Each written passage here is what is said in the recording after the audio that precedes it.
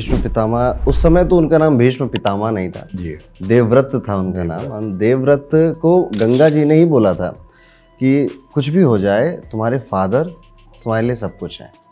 ठीक है, और यहाँ से हमको बहुत बड़ी शिक्षा मिलती है कि आपके फादर जिनकी वजह से हम आते हैं, और ज्योतिष में भी ये बात बोली जाती है सूर्य के लिए, क्योंकि सूर्य को भी एक पिता की संज्ञा दी जाती है कि सूर्य या फादर आप इनके लिए जितना समर्पित रहेंगे उतना प्रसिद्धि प्राप्त करेंगे।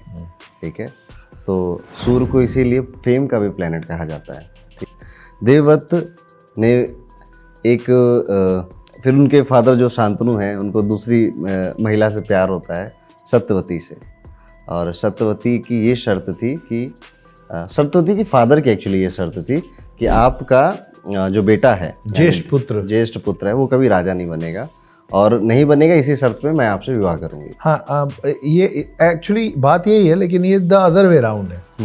द अदर वे राउंड ऐसे है कि उनको तकलीफ इस बात की थी कि राजा से ब्याह करके मेरी बेटी राजा की ब्याहता बन के उसको क्या मिलेगा, उसको खुद के लिए कुछ चाहिए नहीं, और मेरे आने वाले जो संतान हैं जो मेरी बेटी से होंगे, मतलब मेरे जो नाती होंगे, वो कभी राजा बन ही नहीं सकते, क्योंकि उस समय का चलन था कि ज्येष्ठ पुत्र ही राजा बनते थे।